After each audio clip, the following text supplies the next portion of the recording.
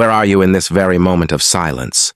Are you in your familiar room, under the dim yellow light casting long shadows on the walls?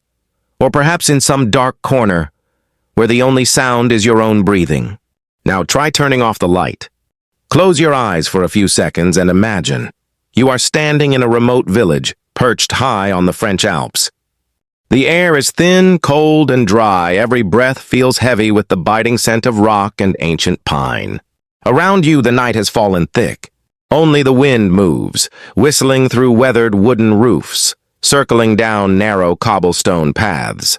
The entire village lies in a strange stillness, as though time itself has stopped. And then suddenly that silence is torn apart. A desperate voice cries out into the darkness. They are calling the name of a child. Émile, Émile. The small, fragile name drifts into the cold air, echoing over and over in despair. The night does not answer. Only the hollow reply of the mountains and a chilling emptiness. Tonight's story will take you into one of the most mysterious and haunting cases France has faced in recent decades. The disappearance of little Émile Soleil, just 2 years old. A case that shook an entire nation, drawing in search teams for months, yet yielding nothing but dead ends. A case wrapped in theories like a twisted labyrinth, an accidental fall, a wild animal attack, or something far darker, involving human hands. Before we begin, I want to ask you, where are you listening from right now? Outside, is it raining or sunny? Perhaps you're listening late at night, when everything around you has already fallen quiet. Leave a comment and share your thoughts as we descend into this story shrouded in darkness. And don't forget to hit subscribe so you won't miss the chilling journeys that await. Now then, are you ready? Let's step into the dense night of Haute-Vernay, the mountain village where Émile Soleil vanished without a trace.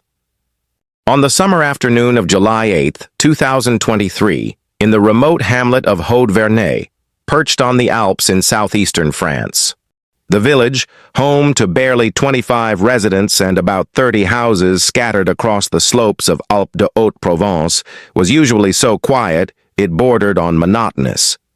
That day, the sun lingered above the ridges, draping golden light over the narrow dirt road that wound through the settlement. Émile Soleil, a 2.5-year-old boy with wide, curious eyes and golden blonde hair, was playing in the yard of his grandparents' house. His parents, Colomban Soleil, 27, and Marie Soleil, née Vedovini, had come back to the village for the weekend and left Émile in the care of his grandparents. His grandfather, Philippe Vedovini, 59, a stern, deeply religious man, was splitting firewood in the yard, while his grandmother, Anne Vedovini, 59, busied herself tidying up and preparing for a short family outing later that evening. Everything seemed so ordinary, so peaceful. No one could have imagined tragedy was about to strike. A little after 5 p.m., as Anne stepped inside to fetch some things and Philippe continued chopping wood, Émile slipped out through the gate. His tiny legs carried him down the dirt path leading toward the village center. A couple of neighbors later recalled catching sight of the boy wandering alone, toddling further down the slope. That fleeting glimpse would turn out to be the last time anyone saw Émile alive.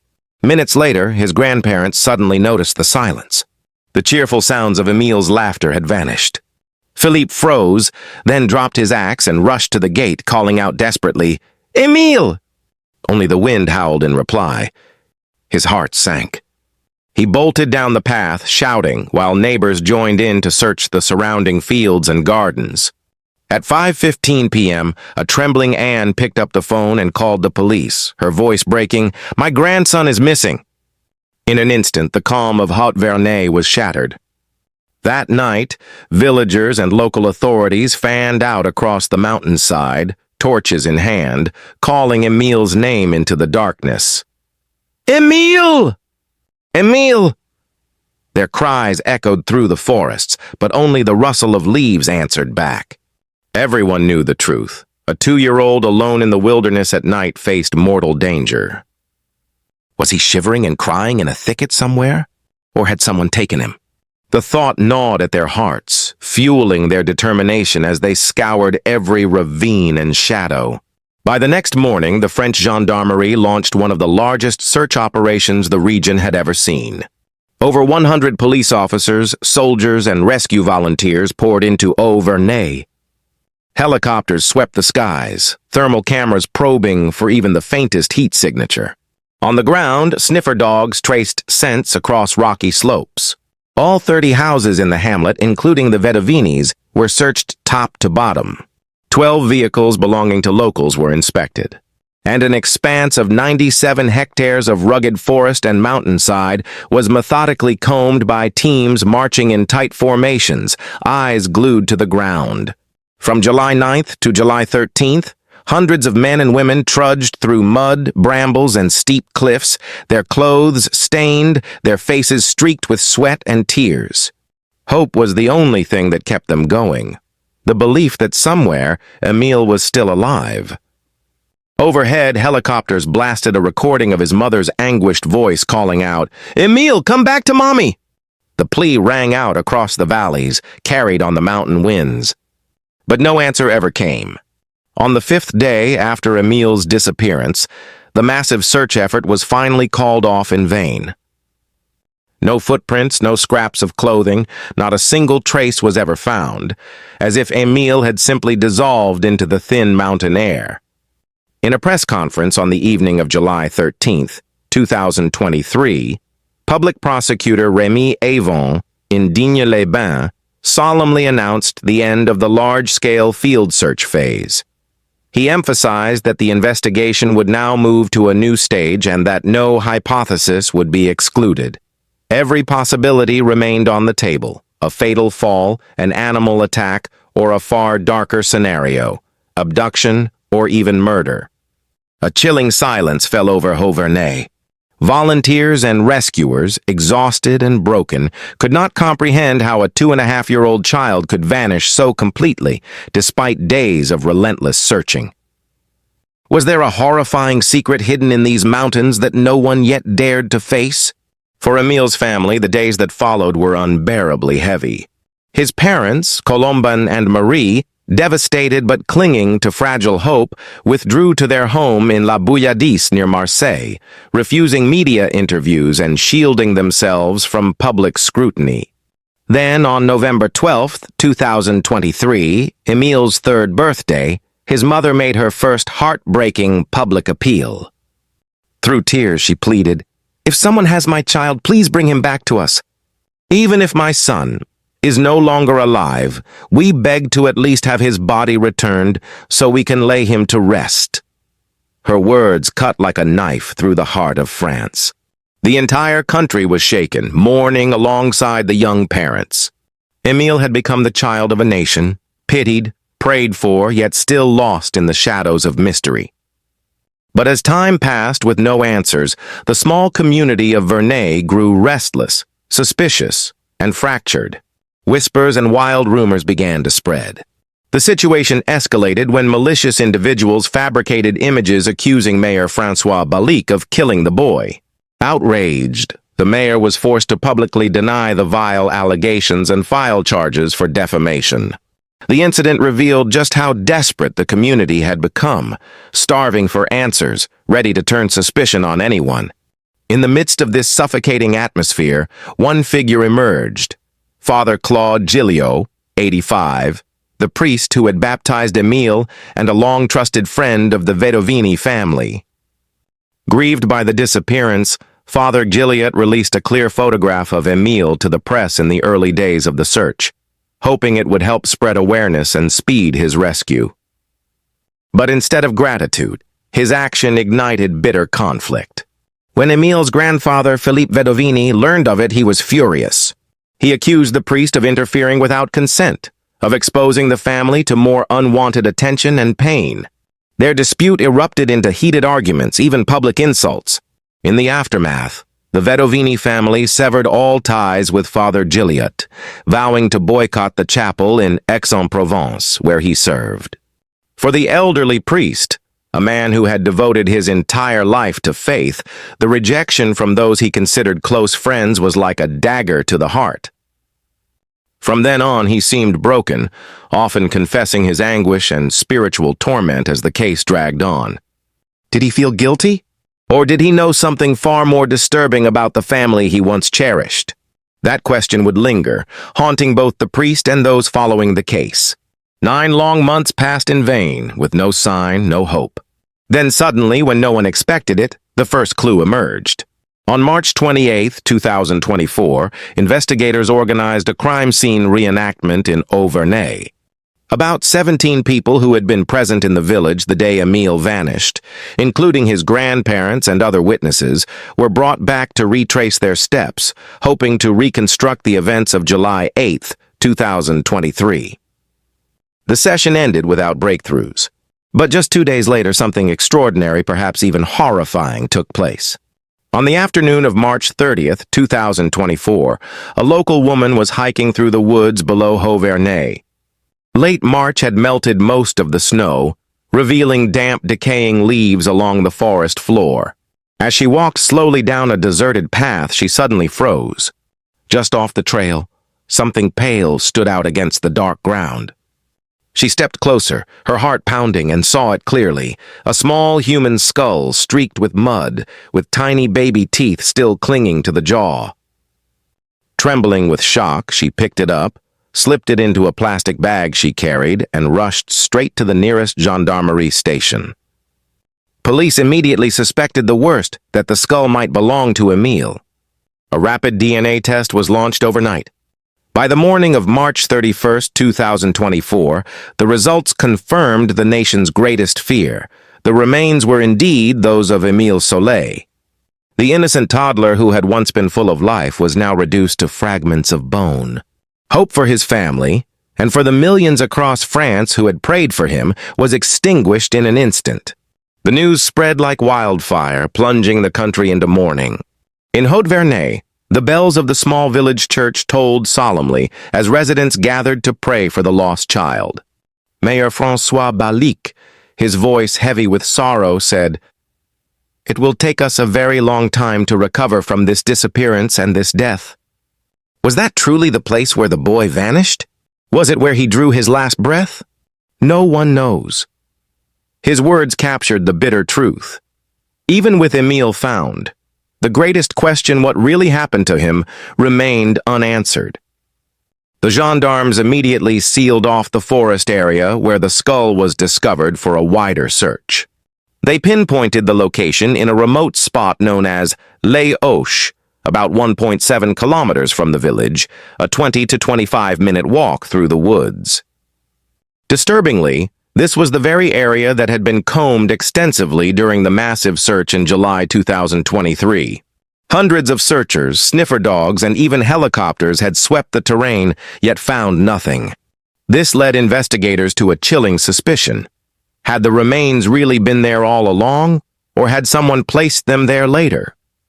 It seemed impossible that a skull lying so close to a walking path could have been missed by trained search teams.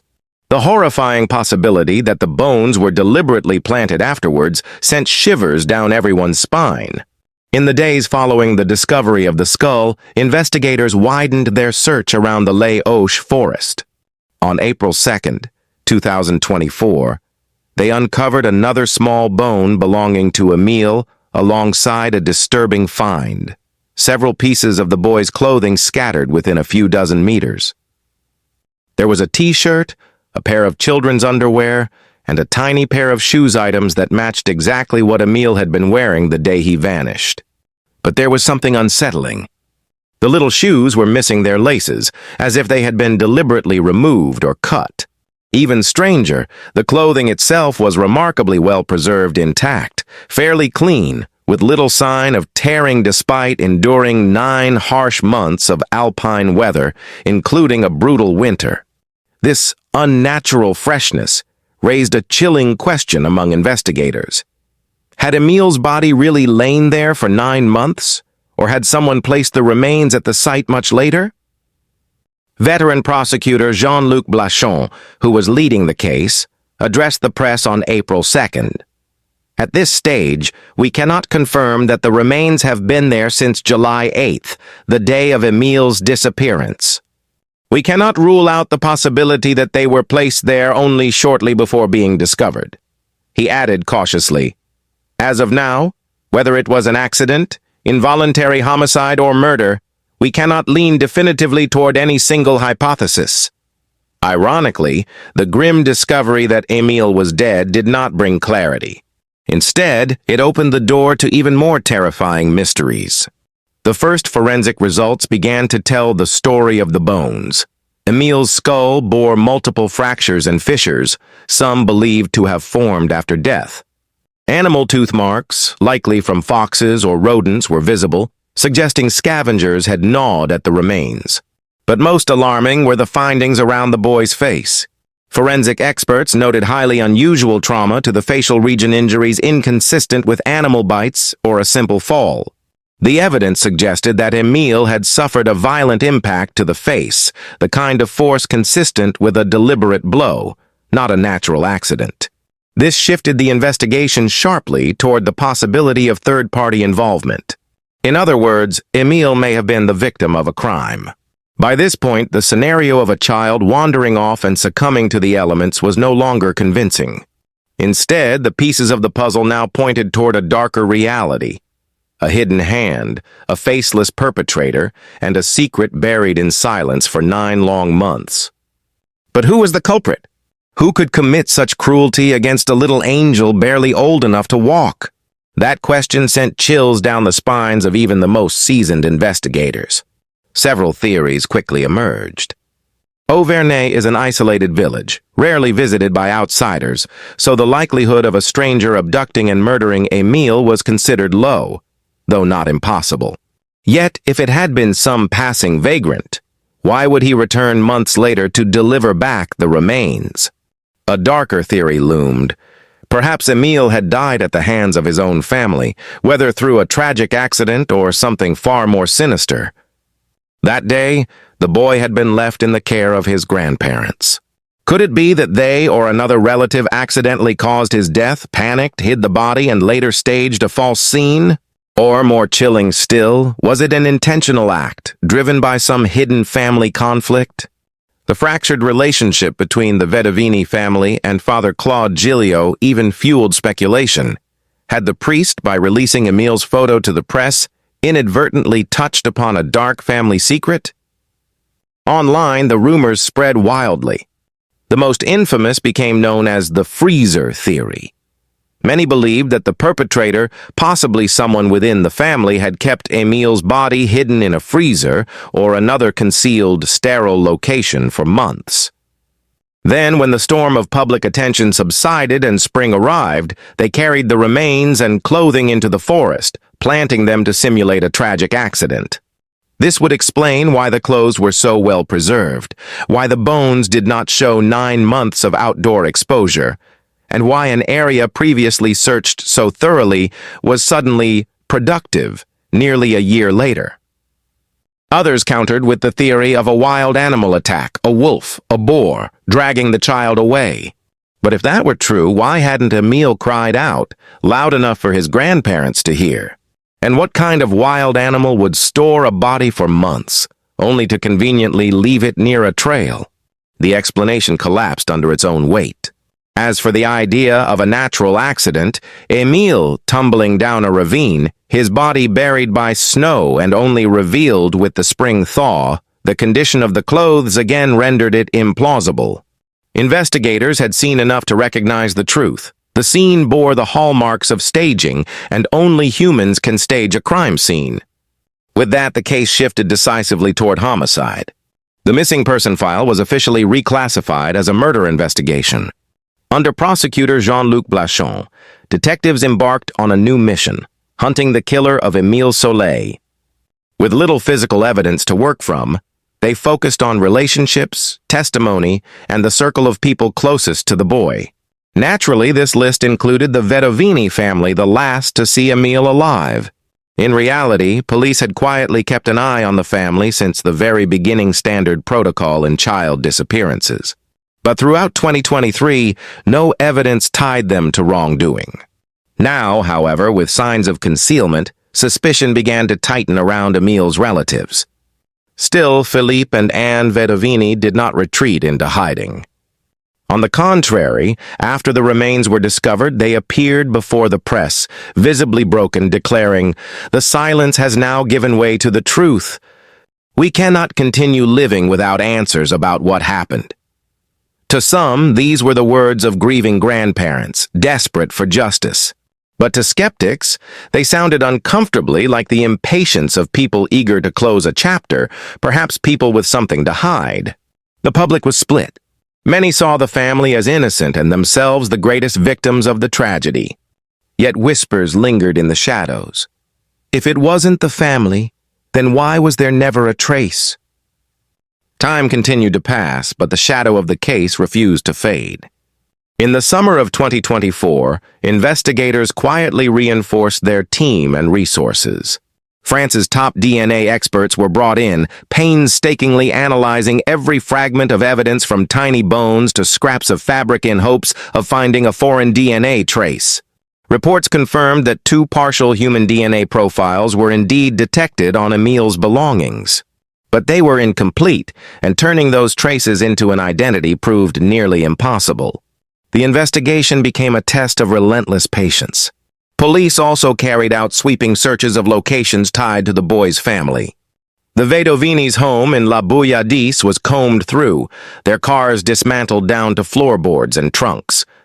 Even a horse trailer belonging to the family was seized for forensic testing. Yet still, the case remained shrouded in mystery. On February 8, 2025, exactly 19 months after Émile's disappearance, the family and the nation finally laid him to rest. His funeral was held at the Basilica of Sainte-Marie-Madeleine in southern France. A tiny white coffin covered in pure white lilies was carried into the church by soldiers of honor. Émile's parents, Colomban and Marie, clung to each other, their tears long since dried by grief. Walking beside them were their 2 remaining children, including a newborn baby born after Émile vanished.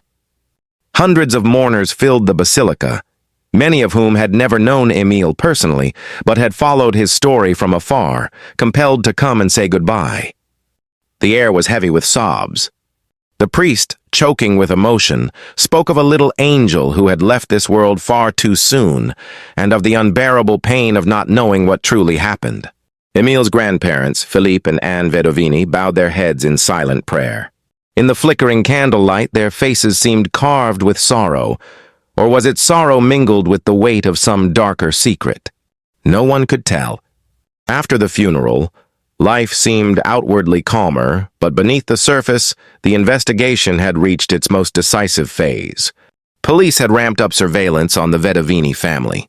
For months, their phones were tapped, their conversations monitored, their communications scrutinized for even the smallest slip. Every word exchanged between the grandparents and their children was captured.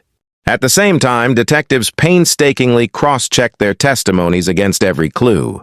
Over 287 interviews were conducted, more than 3,141 tips processed, 27 vehicles examined, and 285 hectares of terrain scoured again. Numbers that testified to the sheer determination of investigators over 21 months. Then the turning point arrived. In the pre-dawn hours of March 25, 2025, as darkness still blanketed La Bouillardise, a convoy of police vehicles silently surrounded the Vedovini home. Headlights flared, shattering the night. A wooden door crashed open under the force of a special unit. Officers stormed inside, reading out emergency arrest warrants. Philippe and Anne Vedovini were handcuffed and led away. Along with them, 2 of their adult children, a son and a daughter, Émile's uncle and aunt, were also taken into custody, their identities withheld, but confirmed not to be Émile's parents. Neighbors looked on in shock. To them, the Vedovinis had always been the picture of a devout Catholic family, 10 children, strict values, and doting grandparents.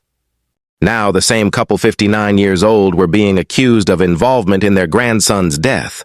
The suspects were escorted to Marseille police headquarters. Behind them, investigators carried away sealed boxes of documents, computers, and personal belongings. The charges were stark: murder with intent and concealment of a body. The news exploded like a bombshell across France. For many, it was unthinkable. The grieving grandparents transformed overnight into prime suspects. Yet for others, it felt like long simmering suspicions had at last found their grim confirmation. For 48 hours, the French media erupted, calling it the final shock to strike this already shattered family.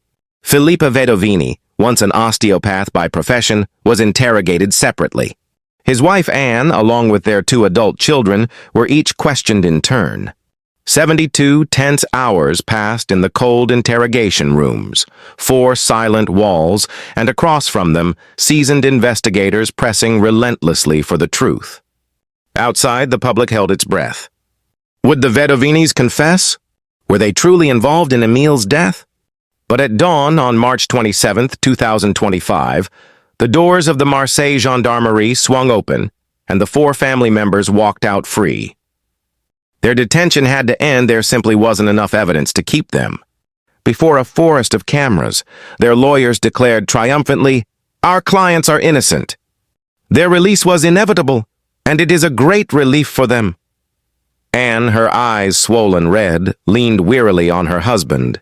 Filippa looked pale, but tried to remain composed before the press. Another family lawyer went on television insisting, "I hope the family line of inquiry will now be ruled out."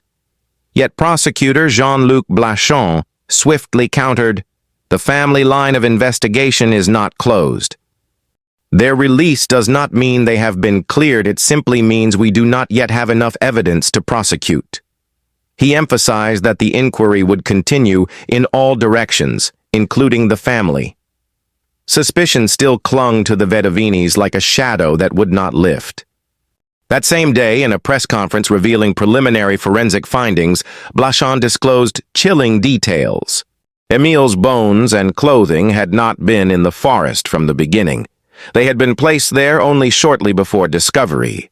The child's body had not decomposed within the clothes in which it was found, implying that the remains and the garments had been separated for a long period. And most disturbing of all, Émile's skull bore facial injuries consistent with violent trauma. Blachon concluded, "All of this strongly suggests third-party involvement in Émile's disappearance and death." The atmosphere in the press room was suffocating. The revelations painted an unmistakable picture of homicide, even if the killer's identity remained unknown. When pressed by reporters on whether the family themselves were prime suspects, Blachon replied evasively, "It is one hypothesis among others." He added, "Those detained were released due to insufficient evidence. But there is no guarantee they will not be summoned again in the future." France was stunned. The Vedovinis returned home in silence, their gates closed to the world. No one knew what weighed heavier behind those walls, the anguish of innocence under suspicion or the torment of guilt buried beneath secrecy. If they were blameless, this was a nightmare of cruel injustice. But if they carried a hidden crime, would their conscience ever let them rest? Just when it seemed the Émile Soleil case could not grow any darker, fate struck again. Only days after the arrests and releases of the Vedovini family, tragedy claimed another life this time, that of Father Claude Gilliot, the kindly priest who had baptized Émile. On a Sunday morning in mid-March 2025, the bells of the Aix-en-Provence church failed to ring. Parishioners gathered in worry only to find Father Gilliot dead in his small room behind the church. He had apparently taken his own life with an overdose of medication. By his side lay a trembling farewell note. "Tell my sister. Tell them that I love them. Only love matters. Preach the gospel. God is merciful." The news shook the community to its core. He was 85 years old, an age at which few imagined suicide, least of all a devout priest. In Catholic doctrine, suicide is considered as grave a sin as murder. So what had driven this venerable man to such despair? Those close to him revealed that he had been deeply troubled ever since Émile's disappearance. He blamed himself for failing to help the boy, and for the bitter fallout with the Vedovini family after he released Émile's photo to the press. His sister voiced her anger. "I am furious with Émile's family because I believe everything began with them." Her words implied that the family's coldness and hostility had pushed her brother into anguish. The public erupted with speculation. Did Father Gilliatt know, or at least suspect something about Émile's death that he never dared reveal? Or was he simply crushed under the unbearable weight of guilt and grief? Whatever the truth, his death deepened the cloud of suspicion hanging over the Vedavinis, even if no direct link was proven. Thus, nearly 2 years on, the Émile Soleil affair had become a spiral of tragedy upon tragedy. A child vanished and was found dead in mystery. A once revered Catholic family turned into murder suspects.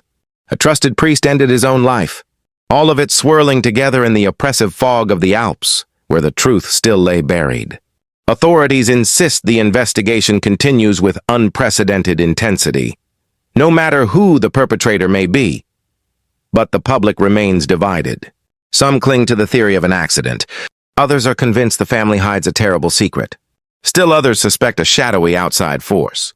No consensus, no closure.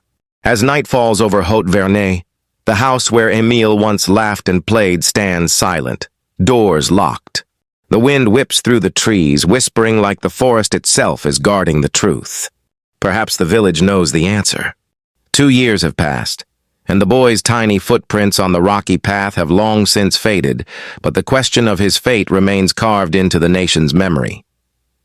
One day, perhaps the truth will surface and justice will be done.